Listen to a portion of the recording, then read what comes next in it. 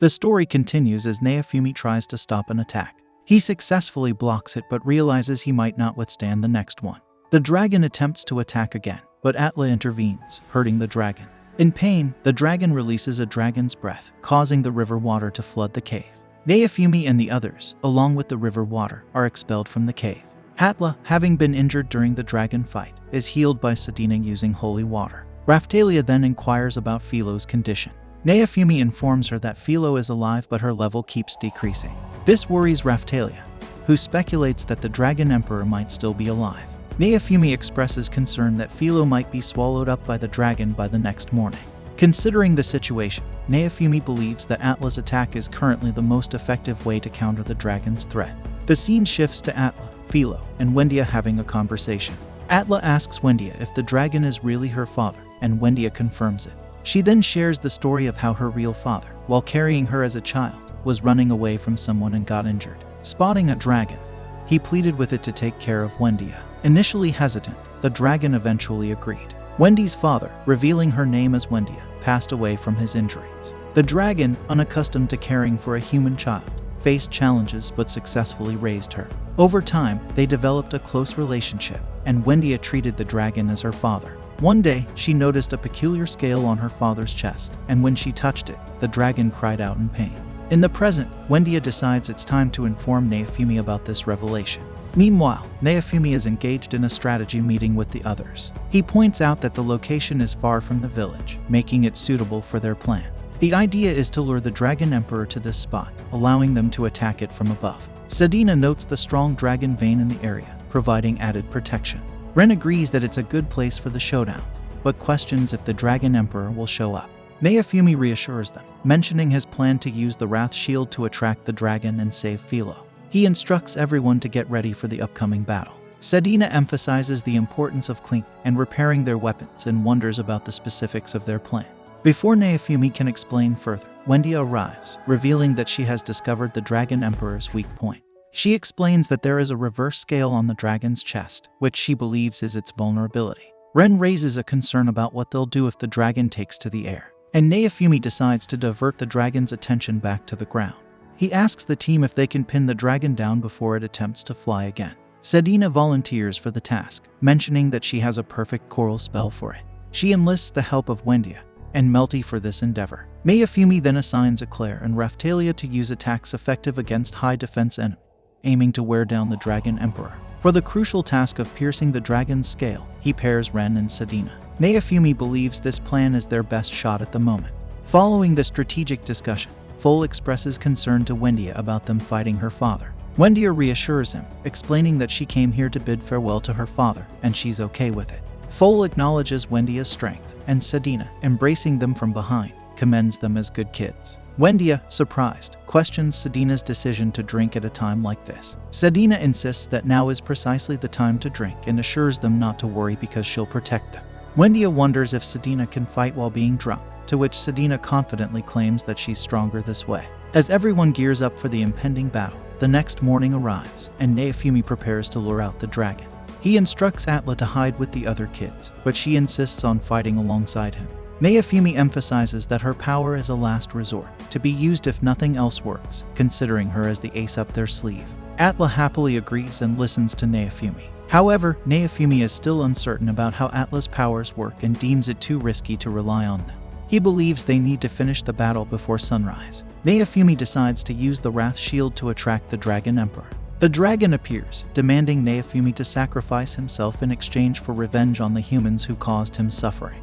In response, Malty, Wendia, and Sedina utilize chorus magic to create a water barrier, sealing the dragon within it.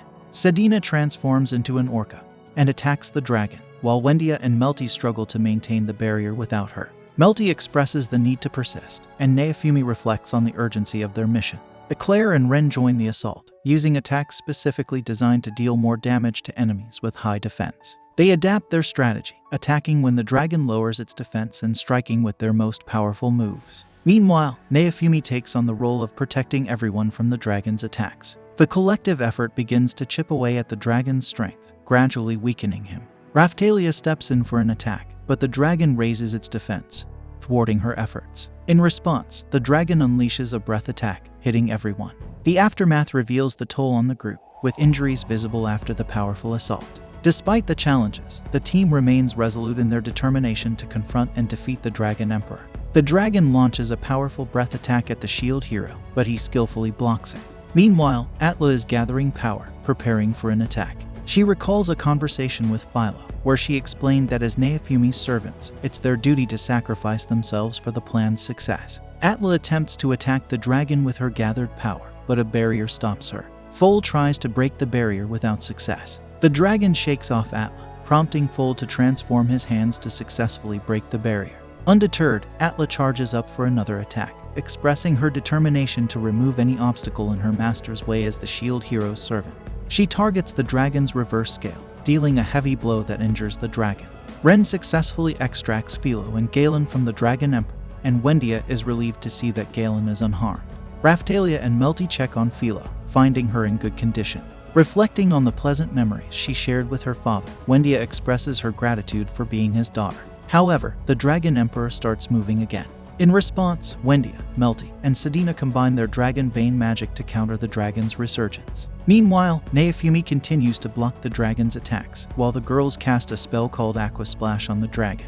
Sedina successfully extracts the dragon's core. Despite this, remnants of the Dragon Emperor attempt to fly away and escape.